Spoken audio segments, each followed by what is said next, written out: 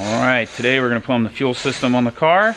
We've got our goods laid out, our XRP Pro Plus hose, along with a little bit of heat sleeve. Probably going to need more of that. We're running flex fuel on it, so we got a flex fuel sensor from Innovate.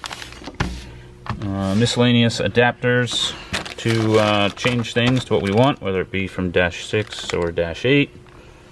Hose ends, crimp collars. These are quick disconnects that go on the end of that, and we simply we can actually crimp hose directly to that, our XRP hose, which is pretty cool. And we still have to mount our Turbo Smart fuel pressure regulator as well. Otherwise, everything else here is located. Obviously, the fuel rail injectors are in their place. The fuel filter and the fuel cell are also already mounted. Got our cell, obviously, fuel filter there. I'm still thinking we're going to punch through that little oval right there to run our lines up to the front of the car. So let's get started. So I'm starting up here in the engine bay, and what I'm going to do is feed the rail from both sides. So a lot of these aftermarket rails will have a feed on either end and a return in the center, and that helps you get even distribution of fuel across the rail. Previously, Mike's fuel rail was set up just in on one end and out on the other, but I'm going to do it the proper way, which is in on both sides, out the center. So I just put my adapter fittings in here, and we're going to go twin dash 6 feeds, 1 dash 8 return to, that's going to go right here to the regulator. So I'm going to do 45, 90, and then it will of course come out of the bottom of the regulator there and down there somewhere back under the car to the fuel cell. Through my fuel pressure regulator right here on the strut tower, made my one return line to it. Next I'm going to work on these dash 6 lines. I'm going to take my content sensor, and I think I'm just going to put it right here under the intake manifold because it's kind of ugly. After talking with Al, that's what we've decided to do. So you won't even see it. And then I'll run that line off the back of that to the Y, and the other one will go there. Alright, so we're under the car now, routing the hoses from under the car. Up there you can see that oval that I cut in the back sheet metal. I've got one Adele clamp sunk right here. I put a riv nut there, and I've just got it zip tied to these brake lines for now, and then a couple more Adele clamps running down the frame rail. As you can see, this frame rail is pretty smashed, which is pretty typical of these S chassis. I'm going to end up making a like a sheet metal skid plate here because it is a little low, so we'll make a skid plate for that. But first we got to get these hoses ran using a double wide Adele clamp there, and that will hold 2 hoses, which is nice. 1 clamp, 1 bolt, instead of trying to finagle 2 clamps, 1 on each hose. This makes things nice and easy. I got another one, put a nutsert there, sink another clamp, and then we're going to run up here and split to our regulator and feed. So I got all my fuel lines fully routed now. The feed and return, I both put heat wrap on, even though we're running E85. Overheating fuel in drift cars is a real issue that some people deal with, and it also adds a little bit of protection to them since they do run under the car. As promised, a little skid plate I made here for the lines at their lowest point. Made out of 1/8 inch aluminum, quick coat of steel it, and those are plenty safe. The rest of them sit high enough here that I'm not too worried about it. And here they both are, the feed and return running up there, and I have here the feed I have run to a Y fitting, and that Y goes to both sides of the rail as stated previously. So from that oval hole that I showed you under the car, in the back, where the feed and return fuel lines come from. Here it is from the back of the car, right here, and there's your Injector Dynamics fuel filter. Got the in and the out there. And here's what it looks like from the cell side. We mounted this fill cap here, like little 1/2-inch rod, kind of holds it up here like a little pedestal. That works out pretty good. It's easy to get to. And then, right, feed and return coming off the cell and down and under the car through our little oval hole. And then this one here is just a breather. And I run this up to a bulkhead, and I put the bulkhead fitting in a lathe, turn it down so that it has like a little barbed end instead of a threaded AN end, and then I just put a little filter on it. Here you can see the oil cooler lines finished up. This is from the underside. We got an in and an out. We have our suction hose here. It is disconnected right now because we did get to plumb the turbo oil lines. So what's pretty cool about running a dry sump setup is that you can pull oil directly out of the turbo, right? So your turbo oil drain, instead of just draining back into the oil pan, we get sucked right out, right into this pump. Pretty cool. And then we have our power steering cooler under here too. This is a safe place for it, from experience at least. We've never had a problem mounting them under here.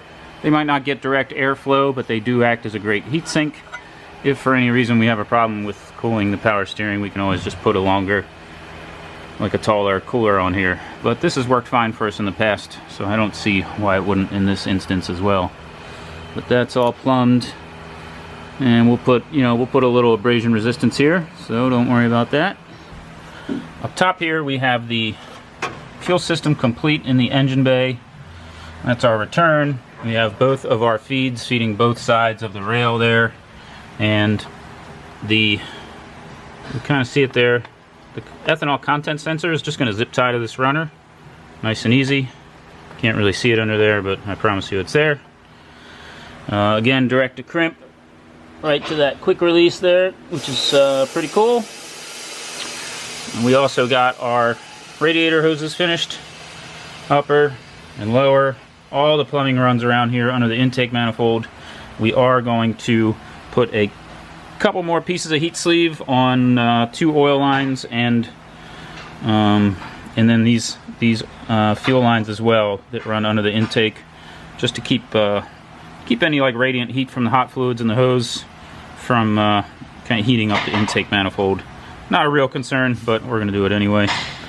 This is the last hose we have to make in the engine bay. Is our rear coolant line. This one feeds the side of the turbo, and we are going to run it back here. So we got a -6 there. And this is cylinder head drilled and tapped for 1/2 NPT, and then we put a 1/2 NPT to -6 in here. So the coolant will come from here into the turbo, out the other side of the center cartridge, and into the bottom of our Rad Industries water neck there. Pretty cool. All turbo plumbing hose, we use the XRP stainless steel braided hose, just for heat resistance. As you can see, stainless steel instead of the normal black coating stuff we normally use. This stuff just stands up to the heat a bit better. And then we also are going to put the fire foil like this on all of those hoses as well.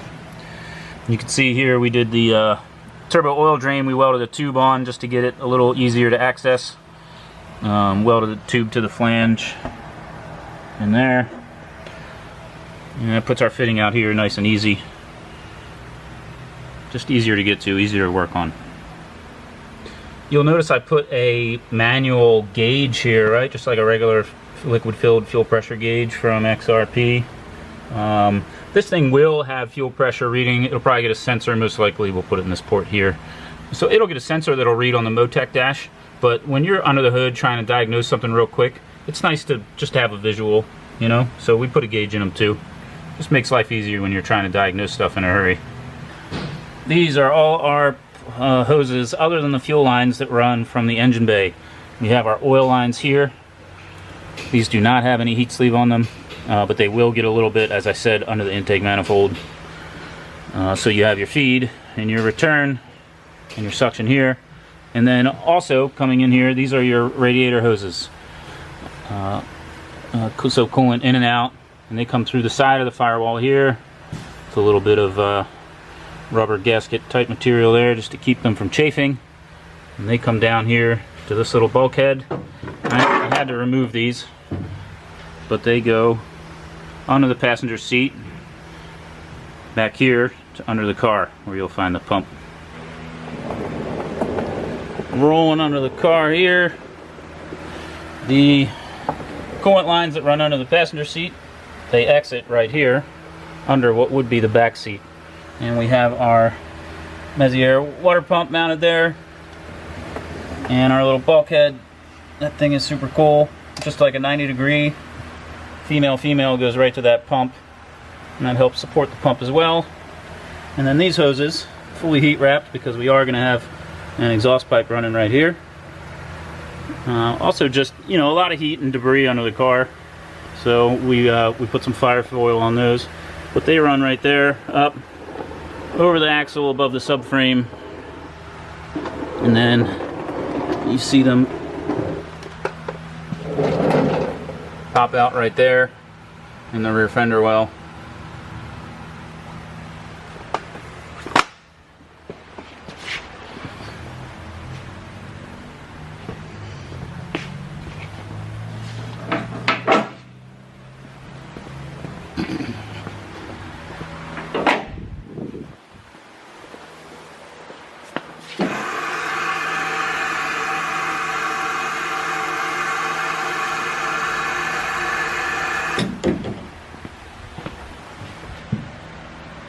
And here they are right in front of the radiator.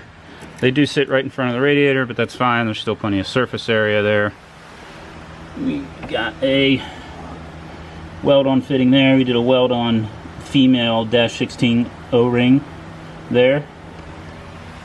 And the CNR radiator came with a -16 removable fitting up there. So that all worked out nice and tidy. And then we have our header tank here from Radium, one bleed port to the top of our radiator, and then the suction from here, the bottom of the header tank, goes down to the bottom side of the radiator there. This little guy is just our Diff Breather, a little breather tank. Little -6 hose runs down under the fuel cell and into the top of the quick change diff. And we have our overflow tank mounted here. Just a cheap plastic one. It's lightweight, easy to mount, nothing fancy. Works just fine. Yeah, so that's a wrap for all of the plumbing on the car, basically. The brake system is fully filled and bled already. The cooling system can now, well, nope, we have to finish this one turbo coolant line there. But once we get that done, we can fill and pressure test the coolant system. Oil system as well could be filled. We'll probably wait to do that though till we're closer to running the car. But that's pretty good progress. Feeling good about it. On to all the other little things. I'll show you some in the next video. Any questions? Leave them in the comments. Appreciate it.